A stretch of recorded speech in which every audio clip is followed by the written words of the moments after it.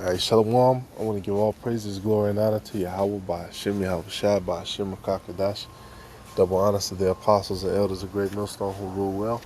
Peace, blessings, and salutations to you sincere Akim out there pushing the truth across the four corners of the earth.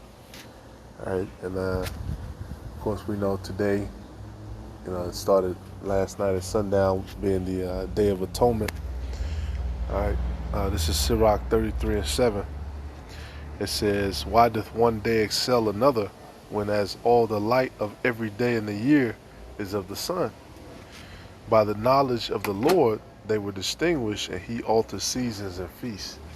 All right, so if you're looking for the real high holy days, not the fake ones that are set up by Esau, to honor gods and pagan customs, hey, the Lord tells you in Leviticus 23, he has certain days set up for feasts. All right, and then today is a day of affliction. That's why brothers are fasting. All right, but let's get to that in Leviticus. And this ain't going to be long.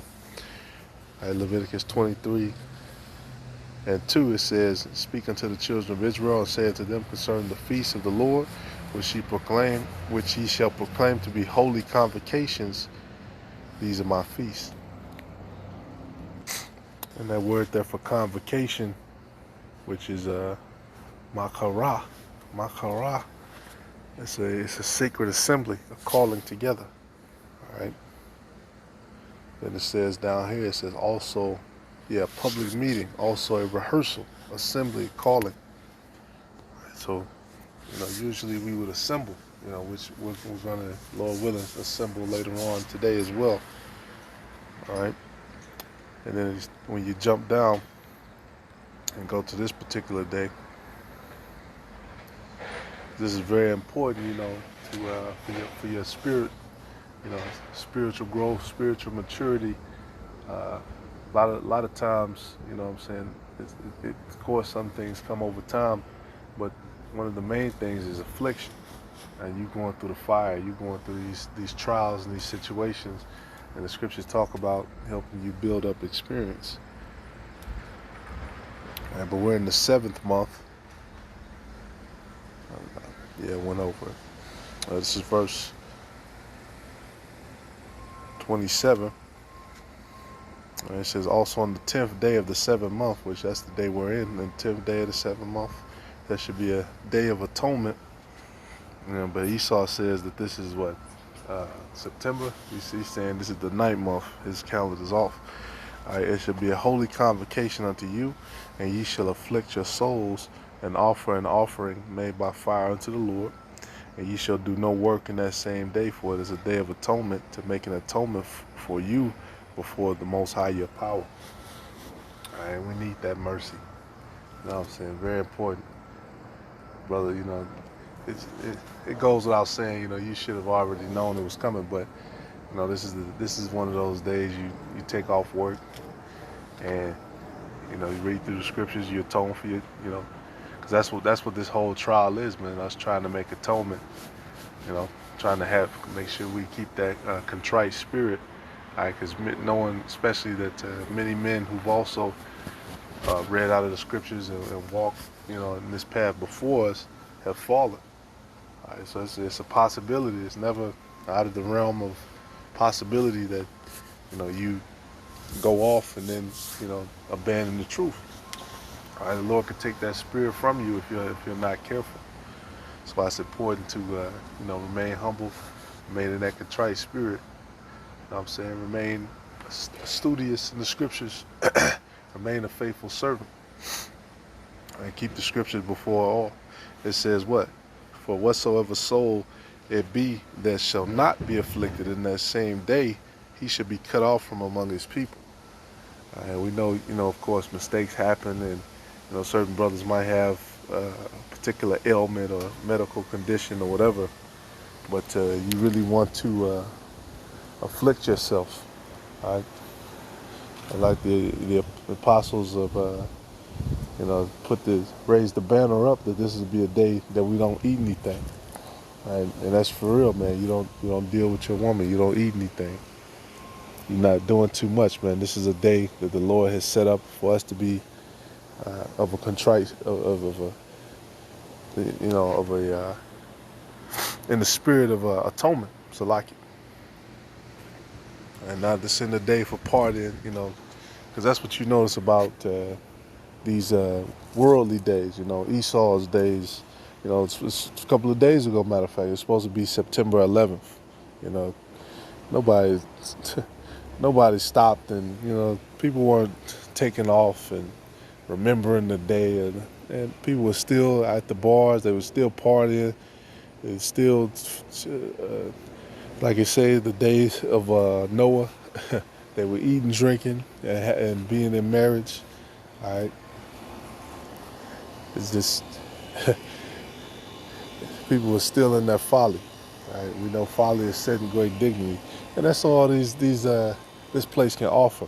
All right? There's no balance between bitter and sweet, right? Which the scriptures talk about. The bitter talks about, it gives a balance. It talks about the bitter, man. It talks about, how the soul of man is desperately wicked, the heart is wicked. But then it tells you also that the mercies of the Heavenly Father are sure. It tells us that He's going to have mercy on us if we endure to the end. He that endureth to the end, the same will be saved. All right? So there's always that great balance. This place is completely imbalanced. And just to show you that,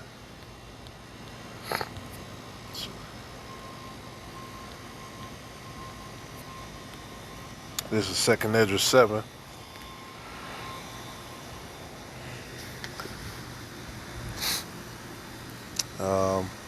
In fact, let's go to verse 6. It says, "There is also another thing. A city is builded and set up on a broad field and is full of all good things.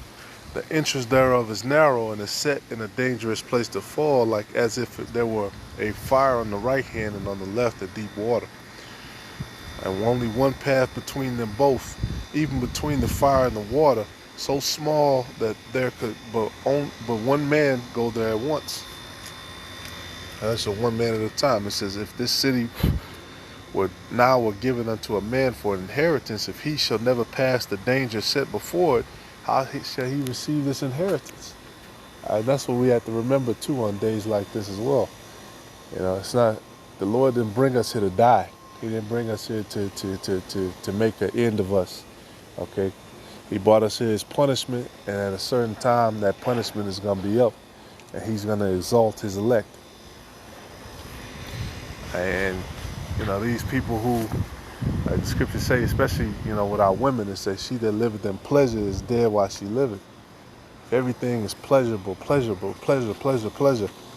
and that's where the demons come in. That's why so many of our women have those demons on them, because they're living in pleasure, man. They're living lavishly. Government assistance, benefits. Then the Esau, Edom, they make sure they give them the feminist rights and promotes them, not because of merit, but because just the fact that they're, female.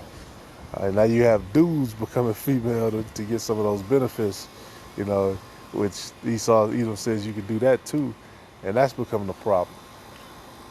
Complete imbalance. The Lord has us going through the balance. He has us going through the fire.